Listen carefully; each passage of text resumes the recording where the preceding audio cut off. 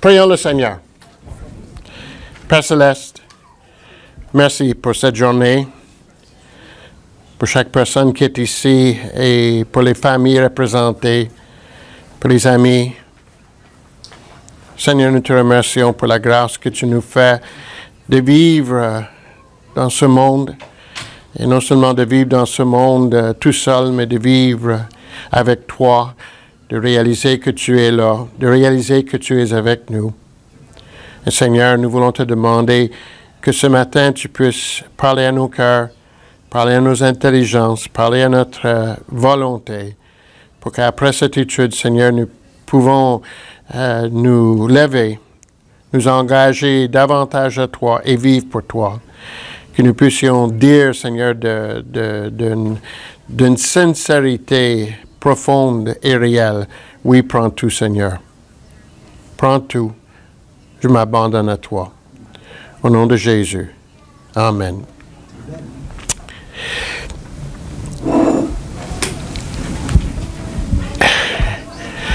Savez-vous ou que pensez-vous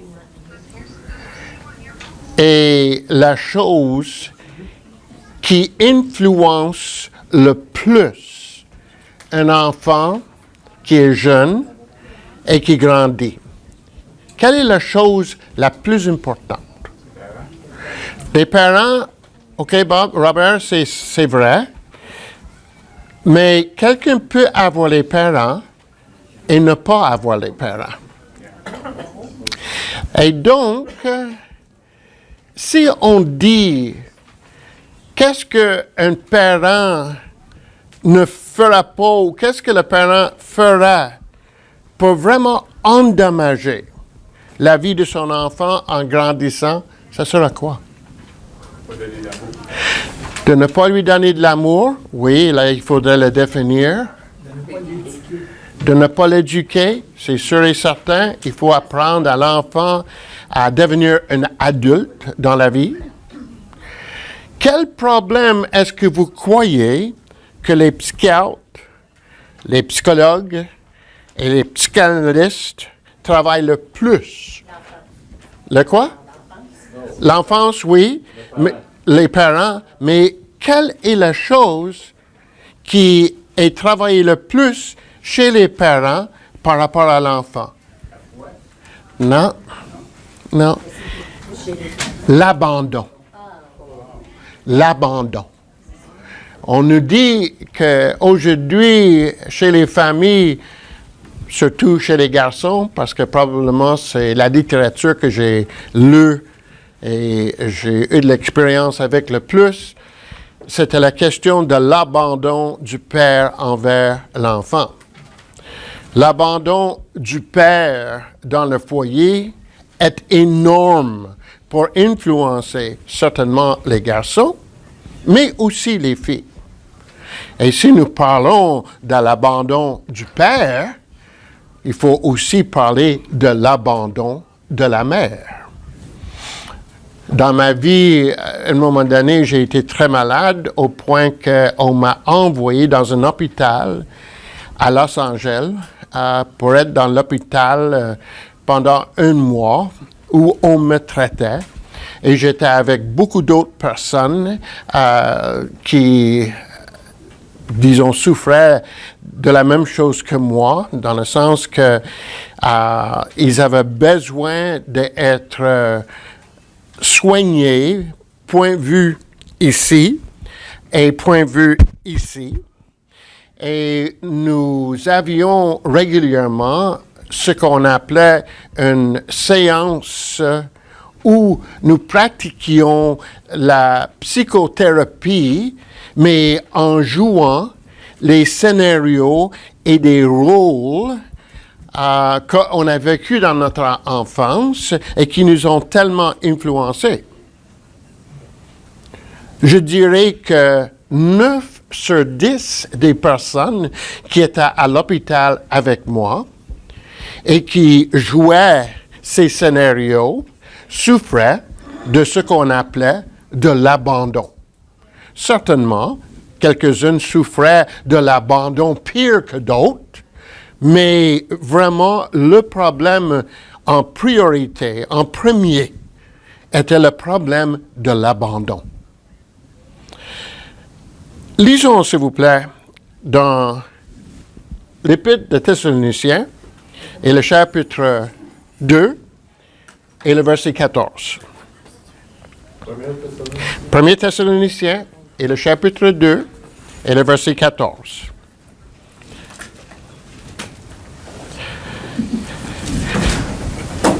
Car vous, frères, vous êtes devenus les imitateurs des églises de Dieu qui sont en Jésus-Christ dans la Judée. Parce que vous aussi, vous avez souffert de la part de vos propres compatriotes les mêmes maux qu'elles ont souffert de la part des Juifs, qui ont fait mourir le Seigneur Jésus et les prophètes qui nous ont persécutés et qui ne plaisent point à Dieu et qui sont ennemis de tous les hommes, nous empêchant de parler aux païens pour qu'ils soient sauvés, en sorte qu'ils ne cessent de mettre le comble à leurs péchés, mais la colère a fini par les atteindre. Pour nous, frères, après avoir été quelque temps séparés de vous, de corps, mais non de cœur, nous avons eu d'autant plus ardemment le vif désir de vous voir.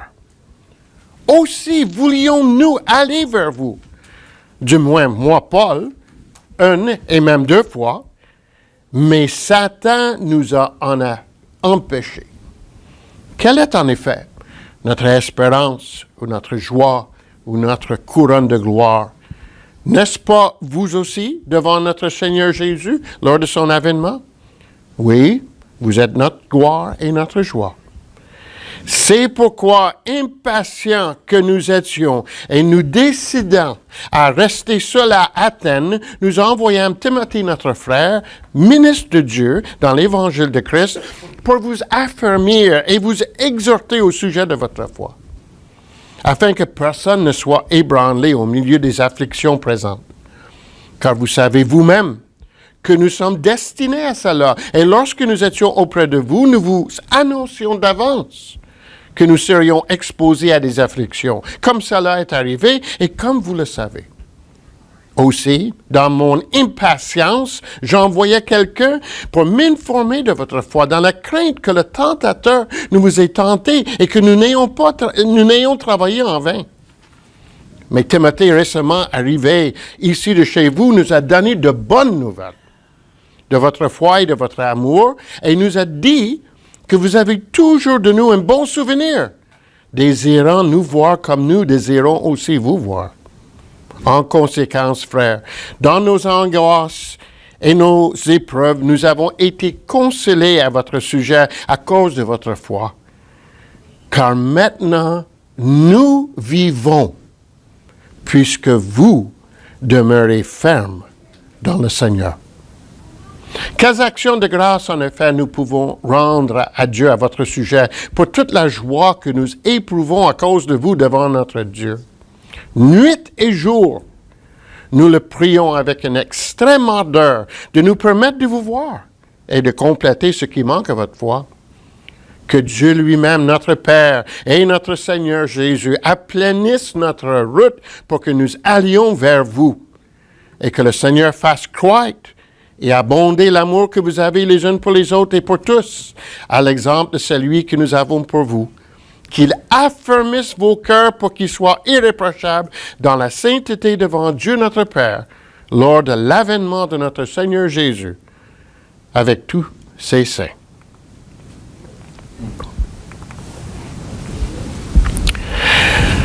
Jusqu'à maintenant, dans l'Épître de Thessaloniciens, nous avons parlé en réalité de trois choses assez profondément.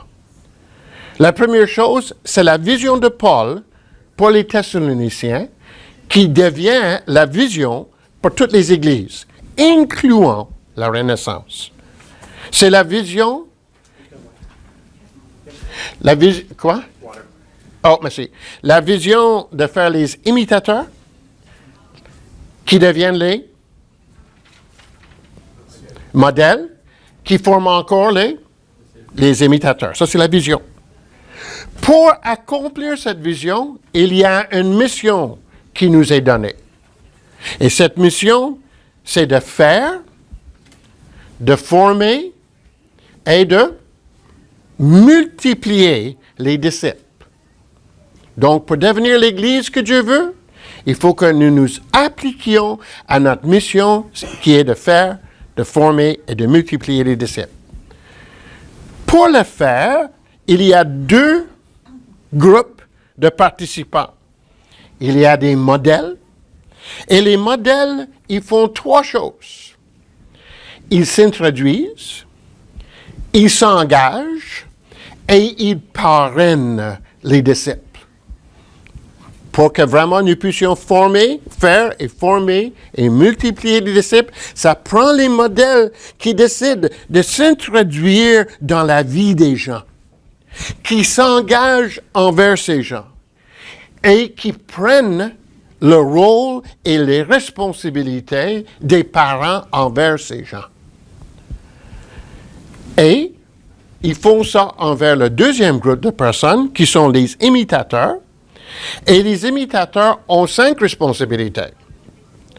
Ils ont la responsabilité d'écouter, de recevoir, troisièmement, accepter personnellement, quatrièmement, obéir, et cinquièmement, croire. Pour que le tout marche, il faut que les modèles fassent le travail et il faut que les imitateurs acceptent le travail. Comprenez? Mais il y a un problème. C'est que Paul, selon ce que nous lisons en Thessaloniciens, était là seulement 3 semaines. Peut-être un peu plus. On n'est pas sûr. Mais pas longtemps.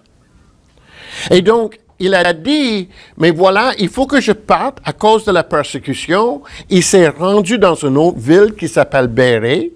Et de Bérée, il s'est rendu dans la grande ville d'Athènes.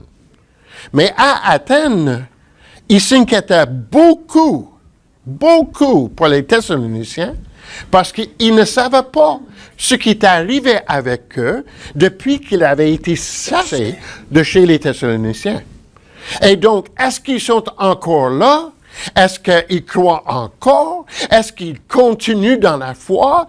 Et il est devenu tellement inquiet avec ça qu'il a décidé d'envoyer Timothée pour savoir comment allaient les Thessaloniciens.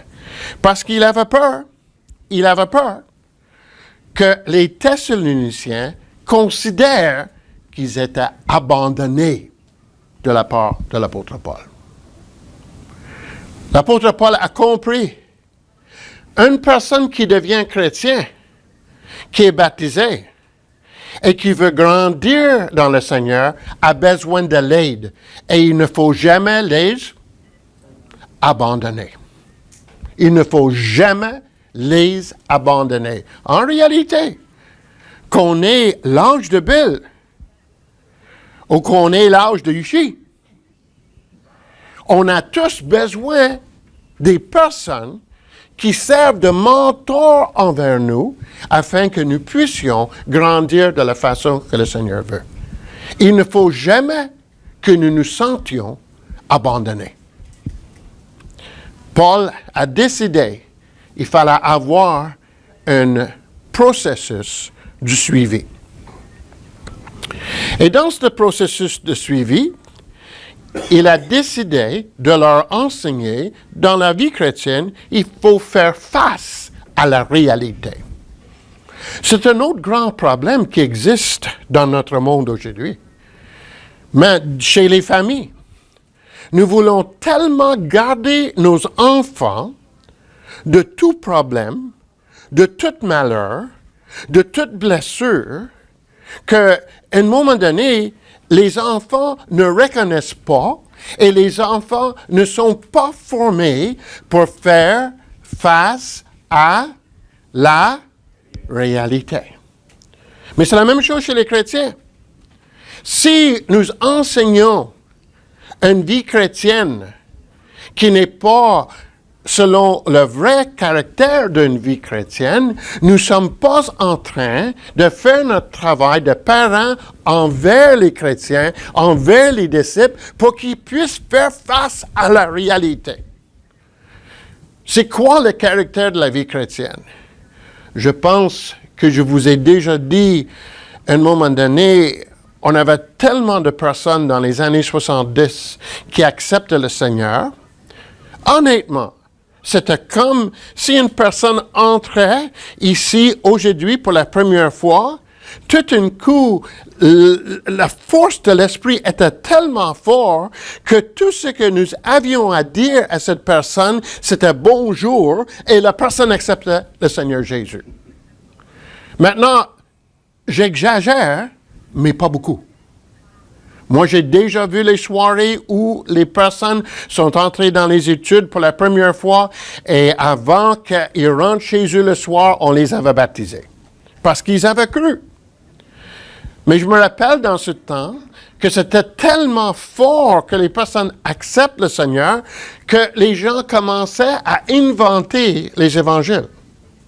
Et j'ai déjà entendu un frère qui disait à quelqu'un, « Écoutez, aimez-vous la crème glacée? » Et la personne répond « Oui. » Et là, la personne qui lui parlait disait « Quelle flaveur? » Et la personne a dit « Mais moi, j'aime beaucoup le chocolat. » Et la personne lui dit « Écoutez, si vous acceptez le Seigneur Jésus, c'est comme si ça serait goûté à la crème glacée chocolat pour le restant de votre vie. »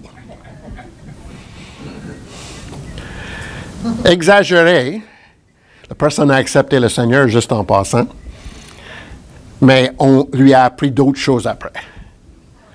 La vie chrétienne n'est pas une vie de rose. La vie n'est pas une vie de rose. Et ce n'est pas moi qui le dis. Dieu l'a dit dans le livre de Genèse, quand il a dit à Adam que dès maintenant, tu travaillerais comment? Au-dessus de ton front. Donc, la vie est une bataille. La vie est un combat. Ne pas apprendre cela à nos enfants, c'est de ne pas les préparer pour le restant de leur vie. Mais ne pas apprendre ça aux chrétiens, c'est de ne pas bien les préparer pour leur vie non plus. La réalité de la vie d'un disciple, c'est un combat. C'est un combat. Et qui sont les opposants? Paul parlait aux Thessaloniciens de leurs propres compatriotes, les personnes avec qui ils vivaient. Et il dit, voilà, vos propres compatriotes étaient contre vous, ils ne plaisent pas à Dieu, et en réalité, ils sont les ennemis de tous les hommes. Qui voulait dire qu'il y avait des personnes à Thessalonique qui étaient contre leurs citoyens, leurs co-citoyens, qui étaient contre Dieu et qui étaient contre l'humanité. Quand nous acceptons le Seigneur Jésus-Christ comme notre Sauveur et que nous nous appelons chrétiens, ce n'est pas fini là. Là, nous commençons à grandir et nous commençons à pénétrer la vie de la façon que le Seigneur veut. Mais quand nous vivons cette vie avec la plupart des gens qui sont autour de nous, qui ne sont pas d'accord avec nous, qui ne sont pas d'accord avec Dieu, et de la façon qu'ils vivent, ils sont contre l'humanité. C'est la réalité de la vie d'aujourd'hui. Un petit à côté. Comme sans doute vous le savez, si vous êtes sur Facebook, j'ai quelques petits-enfants. Pas autant que Bill et Nancy, et Janice et René, mais j'en ai. Et Roger aussi, mais j'en ai. Et quand je parle avec ma belle-fille, à un moment donné, je ne sais pas qu'est-ce que j'ai fait. J'ai fait quelque chose pour un de mes petits-enfants parce que je savais que ce petit-enfant aimait faire ça. Comme, c'était, quand il travaillait avec un adulte, il aime ça travailler. Il aime ça être de l'aide. Il aime ça être avec l'adulte et en train de travailler. Récemment, j'ai réparé quelque chose dans une toilette chez mon fils et mon petit enfant était en dessous avec moi, il y a 6 ans. Hein? Il était en dessous du lavabo avec moi, puis il voulait serrer la noix. Puis même si j'aurais pu le faire pendant quelques secondes, mais lui, il voulait le faire et donc il fallait que je lui laisse faire parce qu'il aimait ça.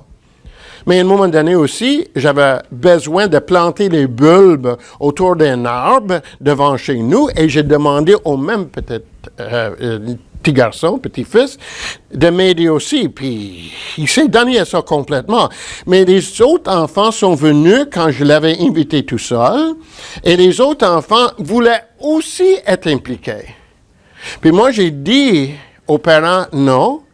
Moi, je veux faire ça seulement avec ce petit enfant-là. Oh, le gros papa, il a mangé tout un coup quand il a dit ça. Pourquoi? Parce qu'il ne faut pas permettre aux autres enfants de quoi? De se sentir peut-être abandonné, de se sentir comme mis à part. Mais excusez-moi, chaque enfant a besoin de certaines choses et il faut leur apprendre.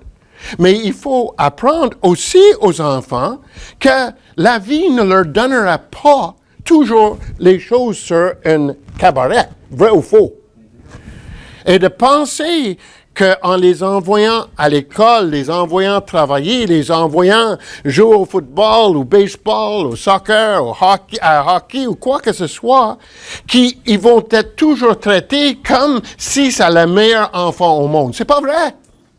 Et c'est la même chose avec les chrétiens. En étant chrétiens, nous entrons dans un monde qui est complètement contre nous, contre Dieu et contre l'humanité.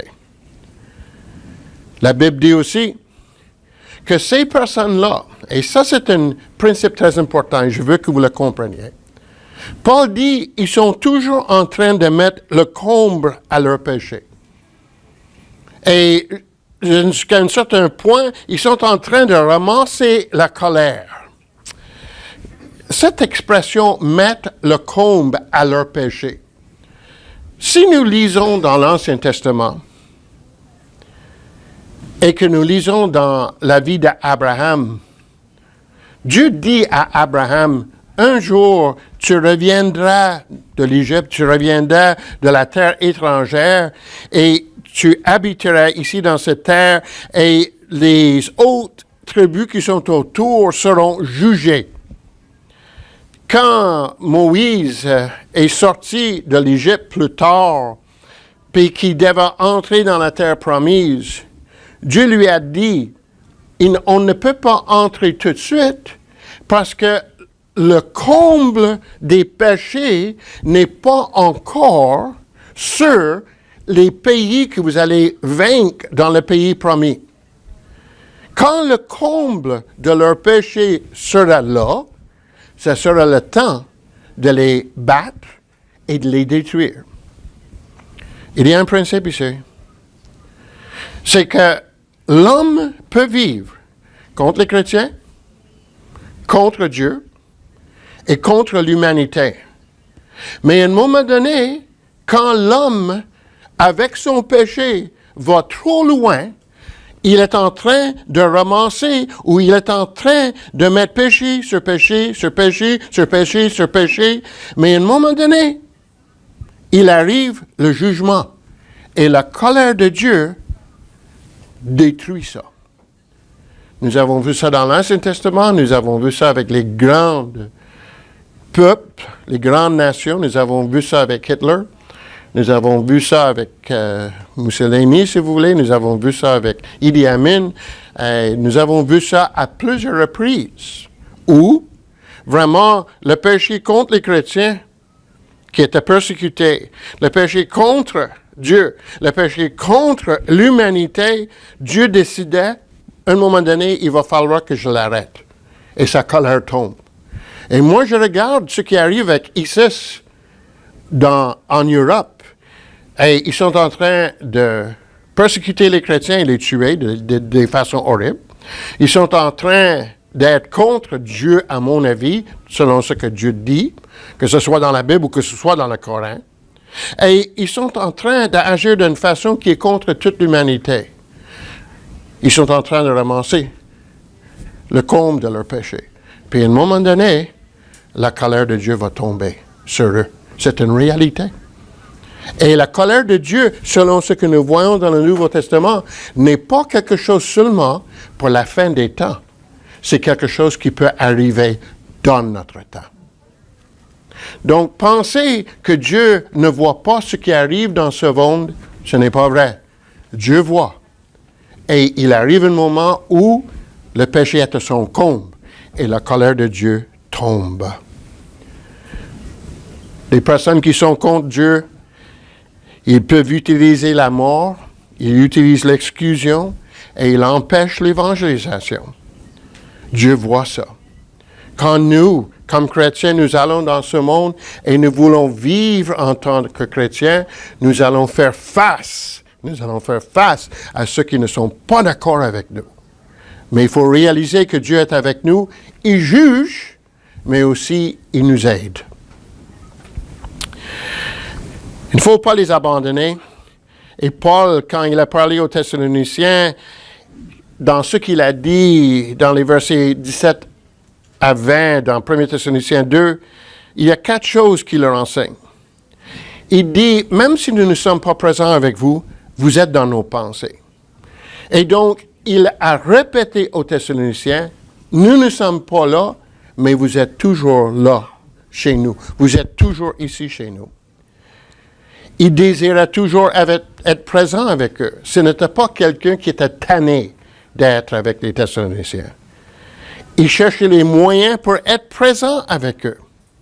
Et non seulement dans le présent, mais il voulait que dans l'éternité, il puisse présenter ses enfants comme les enfants faits dans le Seigneur à la gloire et à la louange de Dieu.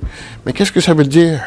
Ça veut dire que les personnes qui sont les mentors, il faut porter les personnes dans les pensées. Vous savez, une des plus grandes choses qui étaient faites au premier siècle, c'est que les apôtres ont envoyé les lettres. La façon de communiquer avec les gens au premier siècle, c'était d'envoyer les lettres.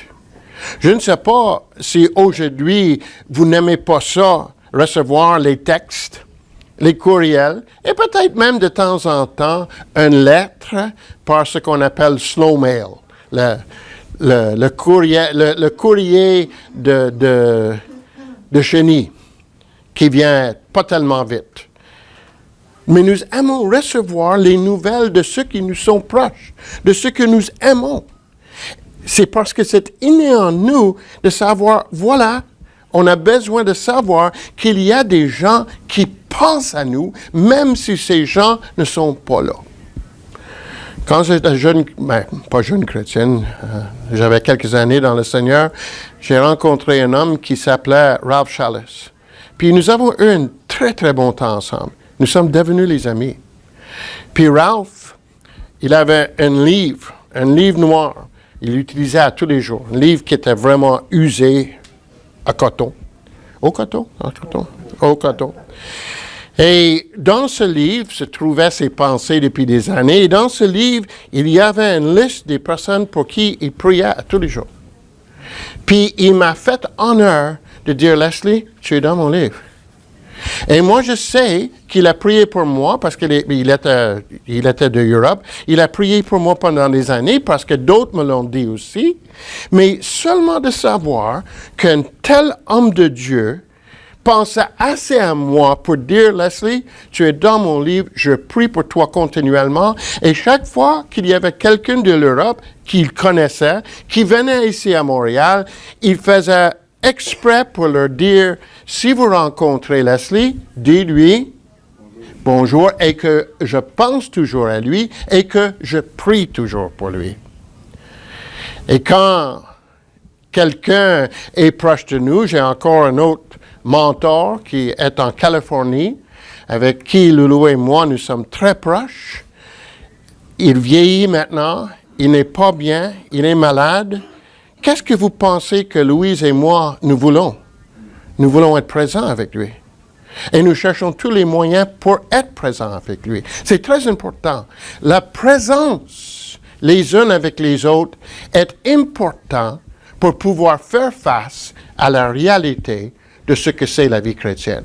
Et de savoir qu'il y a des personnes qui sont plus avancées que nous dans la vie chrétienne et qui s'occupent de nous est extrêmement important pour que nous ne nous sentions pas abandonnés. Paul savait qu'il ne pouvait pas se rendre, donc il s'est assuré que les Thessaloniciens puissent avoir de l'aide. Et nous allons regarder ça la prochaine fois que je suis ici. Prions le Seigneur. Père Céleste, merci pour ce temps ensemble. Merci Seigneur pour la renaissance et pour ce que tu veux faire avec cette Église. Merci pour les gens qui sont ici. Merci pour la façon qu'ils vivent déjà et comment ils vivent pour toi déjà. Je sais, Seigneur, qu'il y a des personnes, même dans cette salle, qui vivent la réalité de ce que c'est vivre comme chrétien dans un monde qui ne vit pas nécessairement pour toi. Même parmi les personnes, Seigneur, qui sont des personnes qui nous sont proches et qui ne veulent pas vivre pour le Seigneur ou qui agissent contre le Seigneur. Oh Seigneur, que tu sois avec ces personnes et que tu les aides de continuer et de persévérer et de lever ton nom. Seigneur, donne-nous les mentors. Donne-nous d'être les bons imitateurs. Nous te demandons au nom de Jésus. Amen.